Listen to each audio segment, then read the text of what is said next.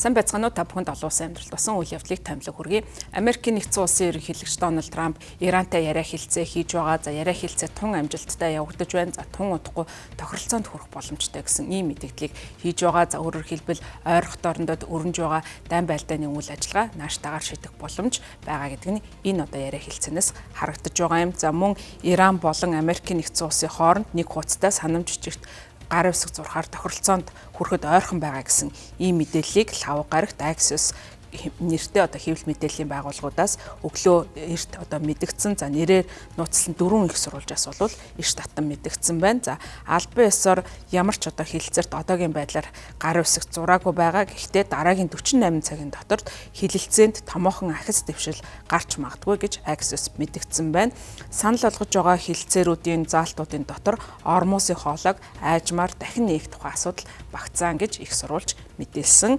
Энэхүү мэдээллээс хэдхэн цагийн дараа Америкийн нэгдсэн улсын ерөнхийлөгч Дональд Трамп өөрийн нийгмийн сүлжээний хэрэгсэл болох Truth Social дээр бас пост оруулсан байна. За эндээ тэрээр мэддэхдээ ормосын хоолой тун удахгүй нээгдэх боломжтой гэж бичсэн. За гэхдээ Ирантай тохиролцоонд хүрэх зүйлээ зөвшөөрсөн тохиолдолд бол тохиролцоонд хүрнэ гэдгийг сануулсан. За өөрөөр хэлбэл Иран Америкийн нэгдсэн улсын санал болгож байгаа зүйлийг юун түрүүнд зөвшөөрөх шаардлагатай гэж ерөнхийлөгч Дональд Трампын зүгээс үзэж байгаа гэдгээ энэхүү постороо мэдгдсэн. За мөн тэрээр хэлэхдээ хэрв тохиролцоонд хүрэхгүй бол бөмбөгдөлт дахин эхэлнэ. За харамсалтай нь өмнөхөөс хамаагүй өндөр түвшинд эрчимтэйгээр Иранд цохилт өгөх болно гэж мэдгдсэн. За энэхүү нааштай мэдээллийн дараа зах зээл нааштай байдлаар хариу үйлдэл үзүүлсэн. За тухайлах юм бол Brent маркийн газрын тосны үн 1 баррел нь 100 ам доллароос доош олж буурсан байна. За харин Америкийн нэгдсэн улсад мөрдөгдөг бенчмарк болох баруун Texas-ийн газрын тосны үн нь 1 баррел нь 90 ам доллароос доош орж арилжаалагдсан байна. За мөн хөрөнгийн биржүүд ч гэсэн нааштай үр дүнгуудыг харуулж байгаа. За Dow Jones-ийн ажил дүрийн индекс бирж нээхэд 400 пунктээр өссөн байна. За энэ ойролцоогоор 1% өсөлт гарсан гэсэн үг юм байна. За S&P 500 болон Nasdaq-ийн хувьцаанууд ч гэсэн мөн өсөлттэйгээр бирж эхлэхэд арилжаалагдаж эхэлсэн байна. За харин Америкийн нэгдсэн улсын ерөнхийлөгч Дональд Трампын зүгээс удаа дараа ормосын хоолойг дахин нээх шаардлагатай гэж үзэж байгаагаа илэрхийлсэн. За Америкийн нэгдсэн улсын тэнгисийн цэргийн зүгээс энэхүү хоолойд бүслэлт тавьсан байсан. За үүнтэй холбогдуулан мөн Америкийн нэгдсэн улсын ерөнхийлөгчөөс нэгэн одоо шин санаачлагыг гаргасан, эрх чөлөөний төсөл нэртэй санаачлаг гаргасан. За үүнийгээ сүр дулаантай зарласан боловч 48 цагаас бага хугацааны дараа ерөнхийлөгч Дональд Трамп Ираны төлөөлөгчтэй бүрэн бөгөөд эцсийн тохиролцоонд хүрэх чиглэлээр маш их ахиц дэвшил гарсан. Үүнтэй холбогдуулан ормосын хоолойг нээх энэхүү ажиллагааг түр зогсоолоо гэсэн ийм мэдээллийг хэлсэн. За харин Иран үүнийг 4-р сарын 8-нд болсон гал зогсоох хилцээрийг зөрчсөн гэж үзээд Америкийн нэгдсэн улсын тэнгисийн хүчнийг дагалдан яваа Америкийн 2 худалдааны хөлөг онгоц руу дайралт явуулсан. Америкийн цэргийнхэн хариуд нь нисдэг тэргээр Ираны 8 хурдан завыг устгасан гэж мэдгдсэн. За гэвч бол энэ мэдээллийг Иран үгүйсгэж байгаа.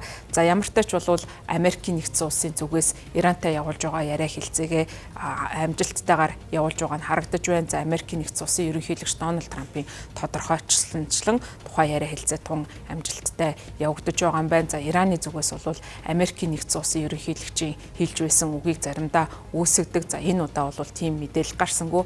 Ерөнхийлөгчийн зүгээс бас гомдол мэдүүлж байгаа. За Ираны зүгээс Америкийн нэгдсэн улсын ерөнхийлөгчтэй маш сайн яриа хэлцээгээ хийчдэг. За дараа нь бол телевизээр ярихдаа Трамптай огт яриаггүй гэсэн ийм мэдээллийг хийдгээ. Үүнд нь бол дургуутсаж байгаа, гомдож байгаа гэдгээ илэрхийлж байсан. За тэгвэл энэ удаа талууд бодтойгоор яриа хэлцээ өрнүүлж байгаа нь үүнээс харагдаж байгаа юм. Ормосын хоолойг дахин нээгтэй холбогдуулан Америкийн нэгдсэн улсын зүгээс НАТОгийн түншүүдээсээ тусламж хүсэж байсан. За гэвч бол НАТОгийн Европын түншүүдийн хувьд тусдаа эвсэл байгуулан ормосын хоолойн аюулгүй байдлыг хангахад хамтран ажиллах боломжтой гэдгээ илэрхийлсэн. За энэхүү эвслийг Францын ерөнхийлөгч Эммануэль Макрон, Их Британий ерөнхий сайд Кер Стармер 4-р сарын 16-нд Парис болсон дээд хэмжээний уулзалтаар тодорхойлсон. За үүндээ 50 гаруй орны төлөөлөгчдийг хүлээн авсан 30 гаруй орны цэргийн төлөөлөгчд мөн энэ одоо уулзалтанд оролцож мөн сарын тухайн одоо сарын сүүлээр Их Британь зохион байгуулагдсан баг хурлын үеэр Ормосын эвслийн үйл ажиллагааг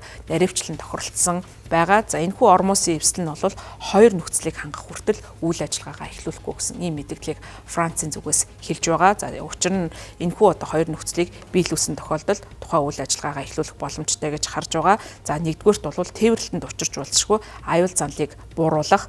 За хоёрдугаарт нь далайн хувьд бол энэхүү хоолойг ашиглахад хангалттай итгэл бий болсон байх ёстой. За өөрөөр хэлбэл салбарын итгэлийг бий болгох шаардлагатай гэж үзэж байгаа. За гэхдээ бас нэгэн шаардлага тавьж байгаа нь ямар ч үйл ажиллагаа явуулсан бүс нутгийн орнуудаас одоо зөвшөөрлийг нь авна гэсэн ийм шаардлагыг тавьж байгаа гэдгээ илэрхийлсэн. За Франц улсын хувьд цөмийн хөтөлбөртэй нисэг онгоц тээвэрлэгч цорын ганц онгоц байдаг. За энэ нь бол Шарл де Голль онгоц байгаа. За энэхүү Шарл де Голль хөлөг онгоц нь түүнийг дагалдан явж байгаа хөлөг онгоцуудынхаа зүг өмнө зүгт бол өөрчлөн байгуулж түүнд одоо байрлуулахаар босон. За энэ бол Францын ерөнхийлөгч Макроны 3 дугаар сарын 3-нд Иранд одоо тухайн хоолойг хаахаас өмнөх өдөр телевизээр үг хэлэхдээ анх зарласан ойрхон дорндод чиглэсэн цэрэг техник байрлуулах үйл ажиллагааных нь хамгийн сүүлийн алхам болж байгаа. Суэцийн зүгээс өмнө зүгт хийсэж байгаа энэхүү алхам нь Францын хувьд бол энэ одоо Ормосын хоолойг аюулгүй байдлыг нь хангах чиглэлд оруулж байгаа хүчин чармаалт нь болж байгаа юм байна.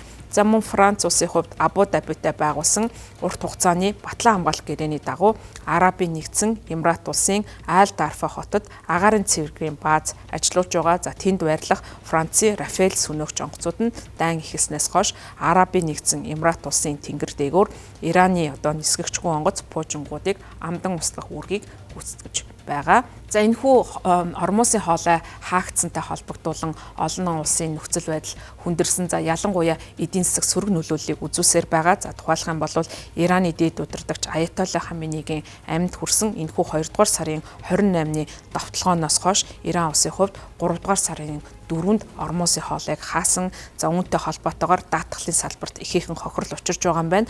Даатгалын салбарын тооцоосноор дайны эрсдлийн даатгалын шимтгэл мөргөлдөөний өмнөх түвшингөөс 4-өөс 5 дахин өссөн. За Персийн буланд 2000 орчим хөлөг онгоц гатсан хിവэр байгаа. За энэ дайнаас эхлэхээс өмнө бол ердийн үед 140 хөлөг онгоц энэ хоолоогоор өдөртөө дамжин өнгөрдөг байсан бол энэ хөдөлгөөн бүрэн одоо шахуу зогссон байдалтай байгаа юм.